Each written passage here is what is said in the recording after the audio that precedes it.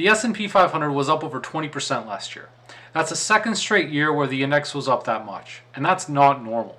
Over the long term, the index has averaged annualized gains of just 10% per year. That includes some years with much better returns than that, but also much worse ones as well.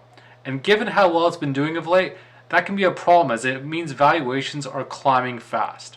Just look at the top 10 stocks which accounted for the bulk of its gains last year. Nvidia alone was responsible for nearly 21% of the index's overall performance in 2024.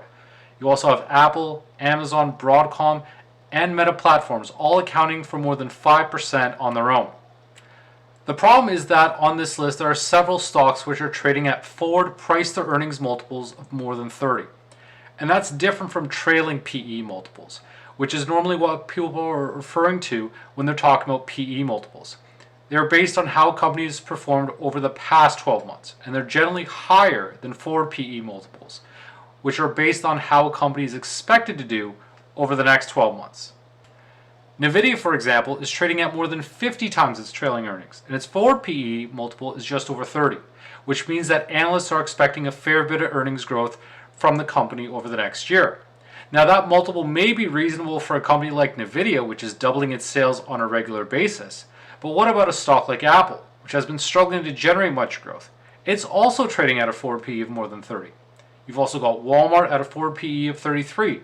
That's extremely high for a retailer whose business relies heavily on grocery sales and which normally generates just single-digit revenue growth. What this suggests is that many of these stocks are overpriced, and they could be due for big declines this year. And given how important they are to the S&P 500 and its overall performance, if they do badly this year, they could end up sinking the index. And if that happens, there could be other growth stocks which may end up doing the same.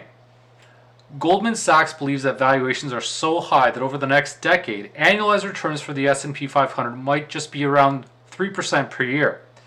That's compared to the 13% it has averaged over the past decade, and it's well below the long-run average of 10%. If you look at the Shiller PE ratio, which is a 10-year average of inflation-adjusted earnings, it's at a multiple of 37, the highest it's been since 2021, and the year after that, the S&P 500 tanked. Prior to that, the last time the Shiller PE ratio was this high was just before the dot-com crash of the early 2000s. Normally, investing in ETFs that track the S&P 500 is a good idea, but perhaps not now, because you're buying at such high levels, and that could lead to poor returns in the future. The bigger issue is also that if these top stocks, making up the bulk of the S&P 500's returns, struggle this year, that could lead to a snowball effect where stocks as a whole also end up falling, leading to a more wide-scale crash. Now, that doesn't mean you need to pull out of stocks entirely, but it's important to consider valuations when picking stocks. If a stock has been doing well but it's trading at a high multiple, but the business isn't generating a whole lot of growth, maybe you should think twice about buying it, especially if the market may be overdue for a bit of a sell-off.